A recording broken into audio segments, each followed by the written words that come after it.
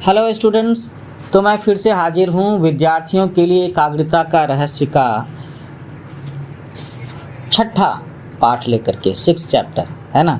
एक बात मैं कहना चाहूँगा आप सबसे कि मेरे ये जो लेक्चर्स हैं ना एकाग्रता बढ़ाने के लिए, ये सब के सब 5-6 मिनट से लेकर के 10-12 मिनट के हैं।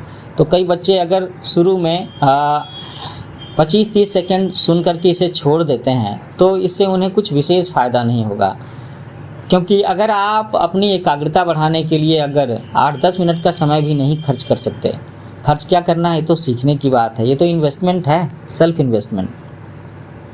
तो ठीक है, मैं शुरू करता हूँ। मुझे उम्मीद है कि आपके सब बच्चों ने इससे पीछे के सारे पाठ अच्छे से सुने होंगे और उस पर अभ्यास जारी होगा आपका। तो एकाग्रता की एक और तथा सबसे महत्वपूर्ण चाबी है, वो क्या है? वो है प्रेम, है ना। प्रेम, किससे प्रेम करना?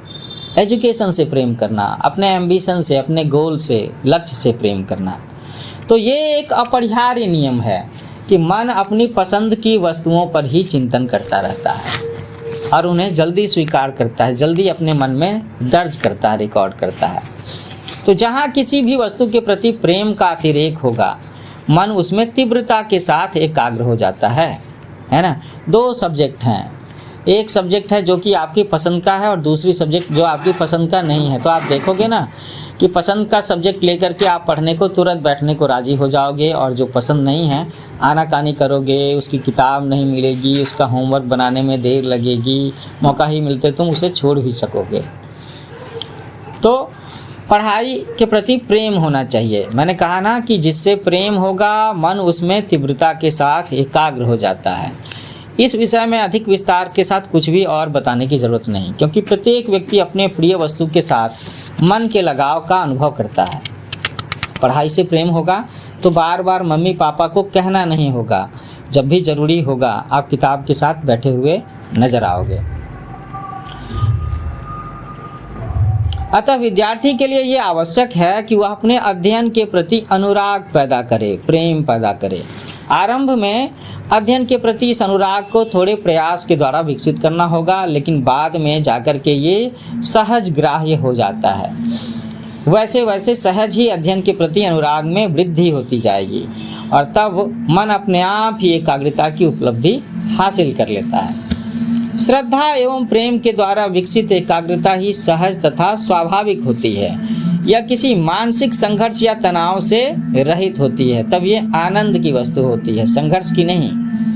अब हम विद्यार्थियों के लिए यहाँ एक विशेष सुझाव दे रहे हैं। भले ही कोई ऊपर बताए 11 सुझावों को अपना ले, परंतु एकाग्रता की अंतिम परिणति तभी मानी जाएगी जब पठनीय विषय पर पूरी तरह से समझ लिया गया हो।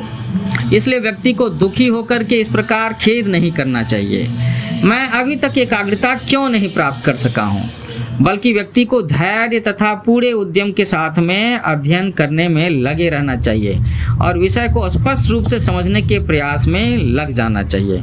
उदाहरण के लिए कि जैसे कोई पाठ पढ़ते समय उसमें आए कठिन शब्दों का शब्दकोश की सहायता से स्पष्ट रूप से अर्थ जाने बिना आगे नहीं बढ़ना चाहिए, अन्यथा इसका परिणाम केवल समय तथा शक्ति की बर्बादी मात्र ही होगा।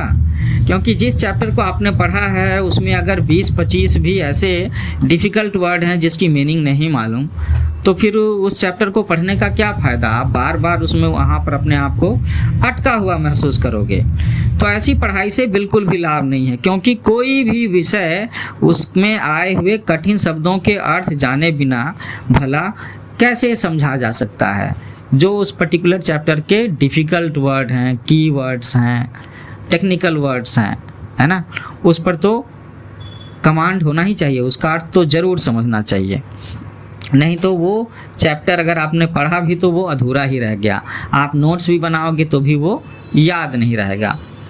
तो बच्चों, इसके साथ ही मैंने यहाँ पर ये जो छठा भाग था लेक्चर का, एकाग्रता का रहस्य, उसे यहाँ पर कंक्लूड किया है। जल्दी हम लोग 7वां भाग लेकर के नज़र आएंगे। तब तक के लिए happy learning with new age coaching.